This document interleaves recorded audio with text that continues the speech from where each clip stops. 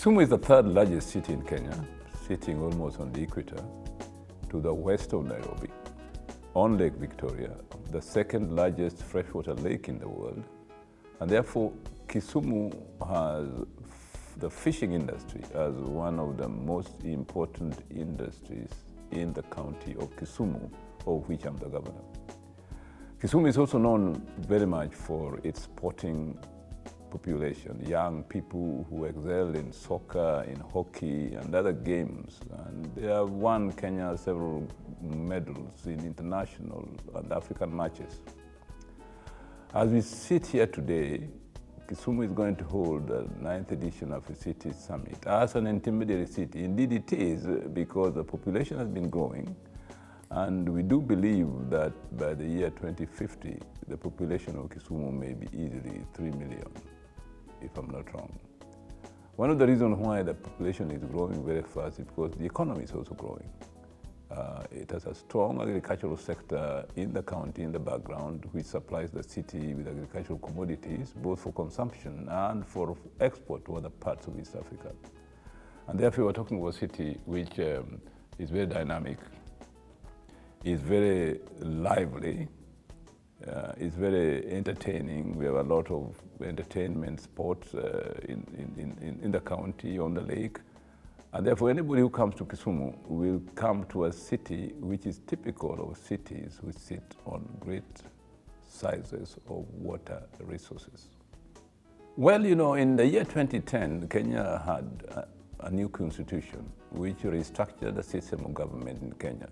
We say, for example, that we have 48 governments in Kenya, 1 national and 47 counties, separate but interdependent. Now, Kisumu happens to be one of those devolved systems of government, along other 13 counties around Lake Victoria. So we have formed an economic and cultural community, as it were, called the Lake Region Economic Bloc, to synergize our development across all these 14 counties. Because we do realize that we trade with each other. We have close communication with each other. We are also closely related to neighboring countries through Lake Victoria, to Uganda and Tanzania. At least 4 of the counties around Lake Victoria have borders touching Uganda or Tanzania. And therefore, coming together the Lake Region Economic Bloc with headquarters in Kisumu provides us with the potential for economic integration and very first economic growth in the future. Kisumu is definitely a gateway to this large market. Kisumu is also an epicenter for a lot of activities in this large market. Most people in the region come here to Kisumu either to meet, have conferences, or they invest here actually in terms of housing and in terms of other businesses. So Kisumu really acts as more or less the capital of the Lake Region Economic Bloc.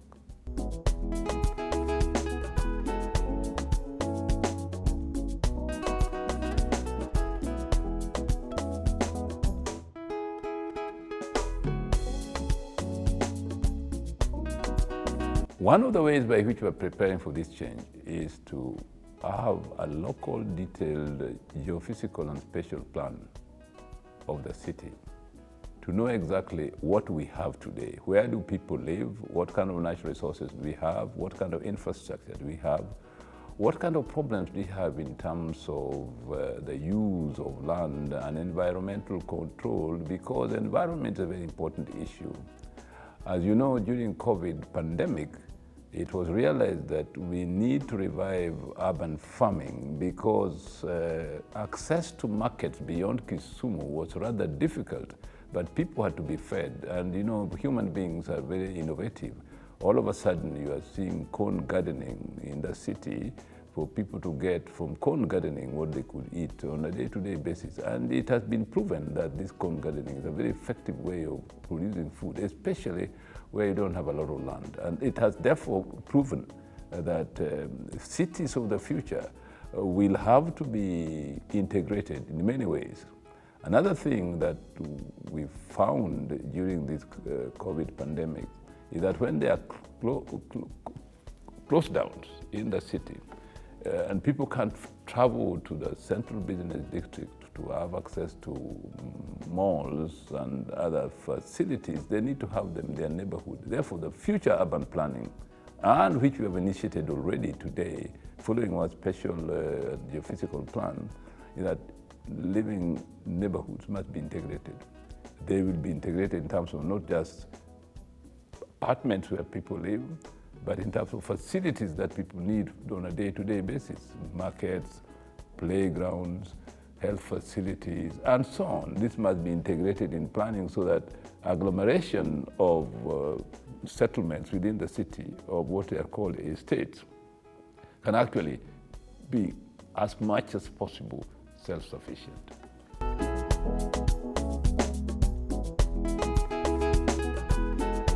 Definitely, you can't do this without depending on technology. Already we know that, for example, to collect our revenue, we must go technological.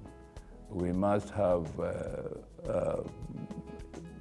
internet. We must have, to collect revenue electronically, we must collect data which are easily retrieved through an electronic system of doing this. And therefore, the old way of doing things by pen and paper, which also is a danger for increasing non-accountability of such funds, revenue, for example, that this is a thing of the past, will increasingly become discarded to the dustbin of forgotten history. So I think that we intend, for example, during Africities, to make Kisumu a Wi-Fi free city where you can have access to your Wi-Fi and to call people and to get your information much easier than picking up a phone in a phone booth and calling someone.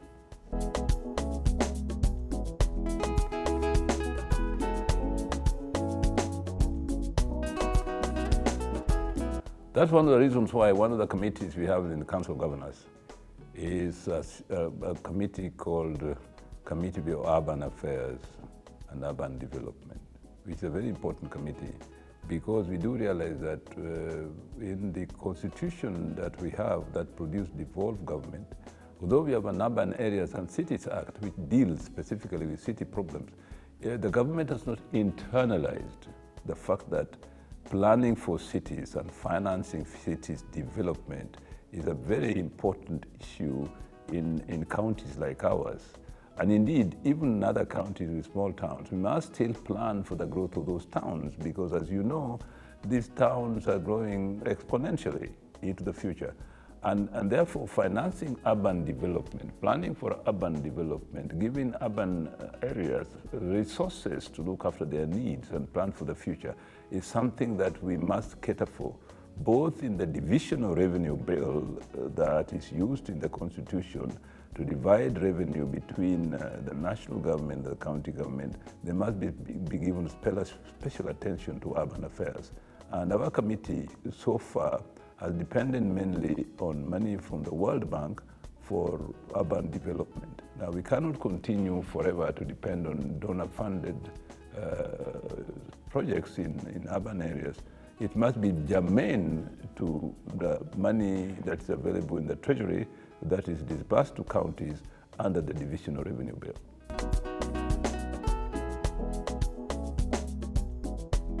Exactly. And I think what is important about the 9th Summit of Africities is that we would like to compare notes with other cities in Africa.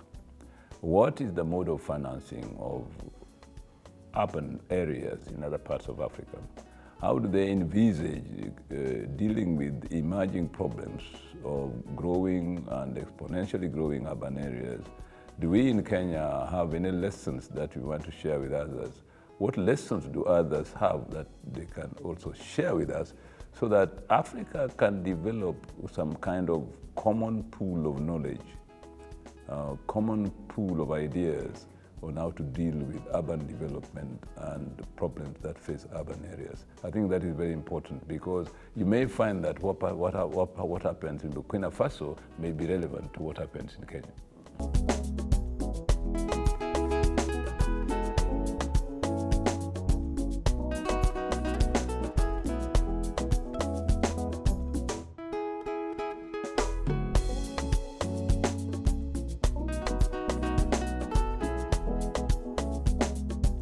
My expectation is that we may have to come up with a common understanding at the continental level on how to structure our cities and how to deal with problems of governance, of local governance in Africa as a whole. Because you understand that in certain countries,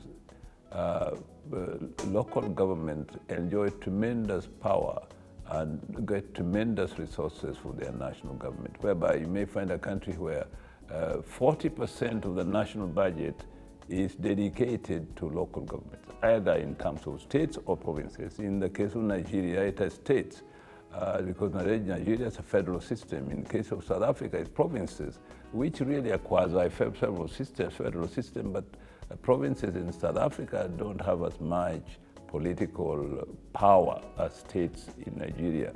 Here in Kenya, we have counties, which is something between what provinces are in South Africa and what states are in Nigeria. Now, we must, during the summit, ask ourselves, what difference does this make if you have one model of local government rather than the other? Is there one that works better in the African situation, or should we expect a multiplicity of systems, precisely depending on the history of a country?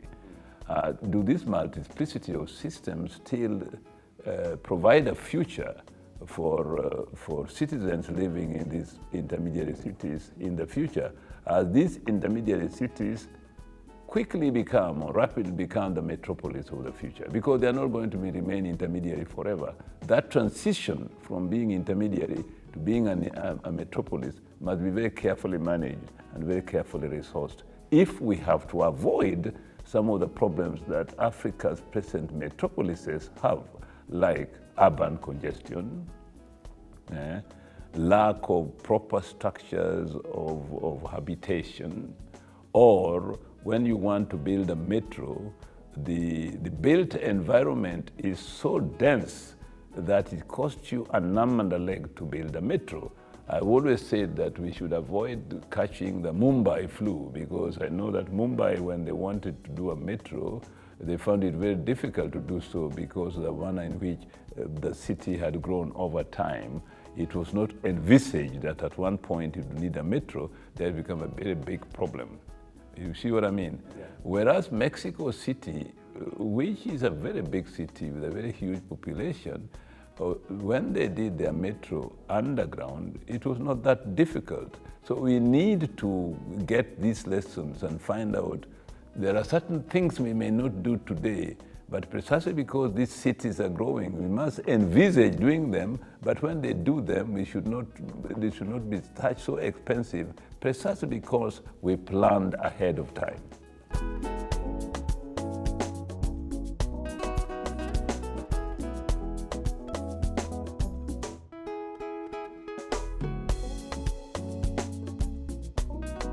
It is not easy because we never envisaged the effects of climate change. Nobody knew.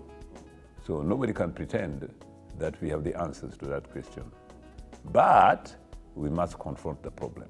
We are confronting the problem, improvising where we can, taking drastic measures to prevent its consequences in the future if we have to. So I think the most important thing is to understand what is this animal called climate change and how does it affect us? Can we avoid climate change, or can we mitigate climate change because we cannot avoid it? At the moment, definitely we can avoid climate change because we know its causes. Carbon emissions. We can start at our own level reducing carbon emissions in our own city, Kisumu. And one of the things we have done, as you know, motorbikes, which is the most popular form of transport here in this city, are perhaps the biggest polluters. One motorbike produces a carbon emission worth 10-ton lorry. So we have two choices. Either ban motorbike transportation in the city, which we can't, or make it safe and free from carbon emission, which we are doing. turning gradually our motorbikes into electricity-powered motorbike rather than a petroleum-powered motorbike, because with electricity, it's clean energy. So we avoid the emission of carbon into the atmosphere, which leads to climate change. You know what I mean? Secondly, we must improve the green coverage in our city. That's one of the reasons why the first thing we did when we came into government, it was to rehabilitate all our parks and protect them from encroachment and destruction, and ensure that the green space in the city is increased exponentially rather than reduced exponentially. The reduction of the green space in this city was alarming, but we have started doing so, increasing it. And thirdly, we know that we live next to a lake. And climate change we saw recently led to the rise of the level of the lake. And that was very detrimental to economic activities on the lakefront. Homes were destroyed, schools were destroyed, hotels were destroyed, and there was a tremendous loss of development around the lakefront. Now we must protect riparian land. We must make sure that while we are fighting carbon emission, we are also protecting water resources, so that in the event that is a possibility of the rise of water levels, either in the rivers or the lakes, we can manage it by the way in which we have managed the waterfront in good time.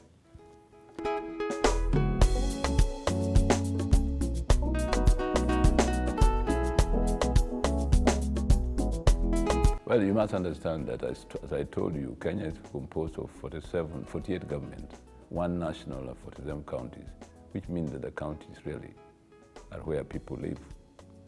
A Kenyan lives somewhere in a county. A Kenyan lives somewhere in a devolved unit. A Kenyan does business in a county. A Kenyan creates wealth in a county somewhere. The sum total of wealth creation of all these counties is what comes to be the national GDP, or the gross national product. Because productive activities, wealth creation happens in these places. Now, they may happen in these places because the national government itself stimulates investment in these counties. Therefore, the initial capital that initiates development comes from the treasury. That is still developing Kenyans' capital. It may also happen that this wealth creation is initiated by the counties themselves through their own unique development programs and policies. If Kenya's GDP is going to grow exponentially, if we must,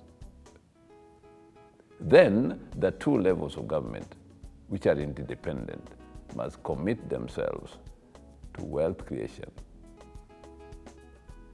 both at the local and national level. So what we are doing in Kisumu County is to say, fine, in areas in which the national government has the resources, more needed resources to undertake development, like they did at the port, which we ourselves cannot do, that is important to the Kenyan economy as well as the county's economy. The wealth created at the port could easily be counted as part of the GDP of the county, but it is really the GDP of the nation. So the GDP of the county will be calculated on the basis wealth created essentially within the county. Now, I will tell you that when we create a good environment for investment, both by the private sector and the public sector, that will add towards wealth creation within the county and part of the GDP of the county. That's where, when the National Statistical Authority calculates GDPs of counties, they take that into account.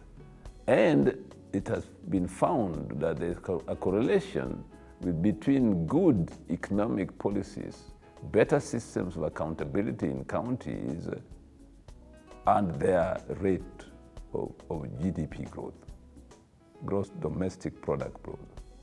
We distinguish gross domestic product growth of the counties from the gross national product growth of the nation as a whole. So with us here, and if we do not have policies and regulations that are conducive to investment, of course we shall not grow rapidly. Now, one of the areas in which we must have good policies is the agricultural sector, because it's the biggest part of our economy. We are capable, as you saw the other day, of producing low volume, high price agricultural commodities, like spices. You see, they are low volume because you can grow them on a very small piece of land. They don't require as much intensive labor as the crops that require large pieces of land, but they fetch up fantastic good prices in the market. So we must begin retooling ourselves in the agricultural sector, of thinking that another agricultural sector is possible in Kisumu County, an agricultural sector that produces low volume, high price commodities, an agricultural sector which depends entirely on high volume, low price commodities. Because the high volume, low price commodities sometimes don't do very well in the competitive market internationally because the cost of transportation is rather high. Imagine exporting maize to Saudi Arabia rather than exporting spices to Saudi Arabia. You will pay more for airlifting them there. So we prefer to use shipping to go there, which takes a longer time. But for these spices, you can put them in a plane within no time there in Saudi Arabia, and you get a lot of money. So we must begin thinking anew on how to grow our GDP in the county.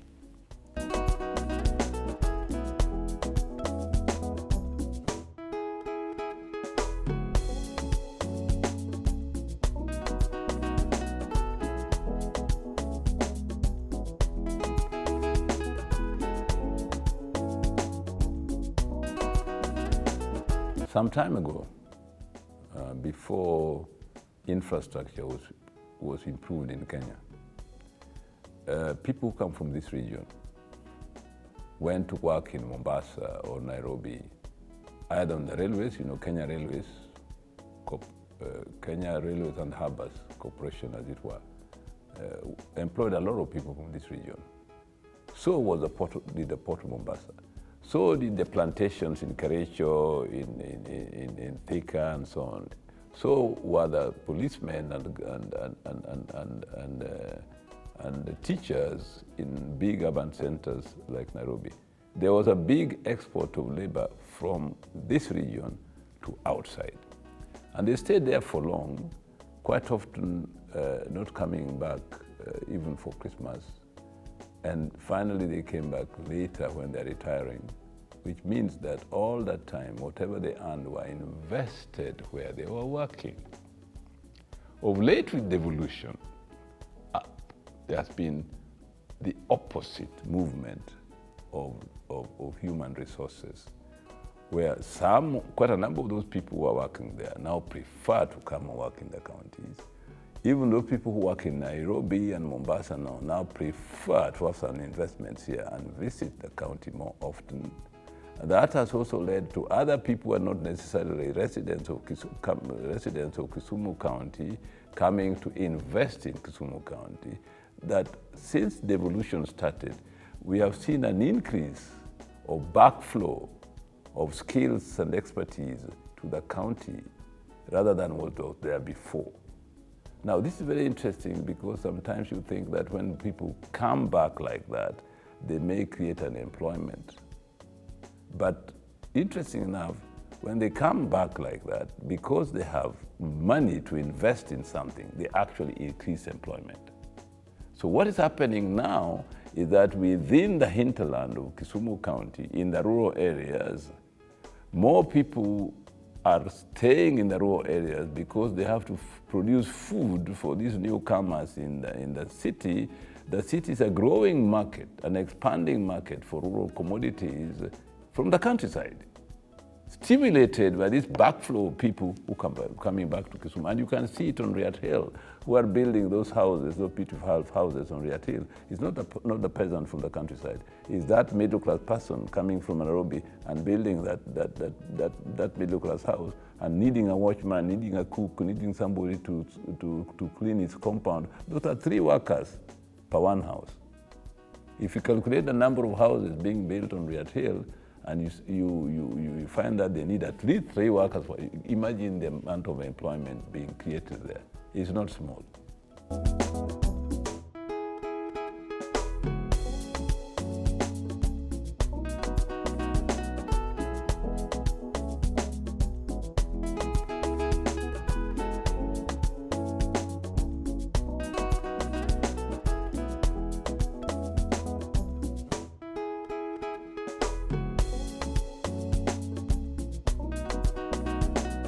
Welcome Kisumu, the city of limitless opportunities, as we begin our journey for Africa's renaissance and for the intermediary cities, which will be the metropolis of Africa in the next 20 years.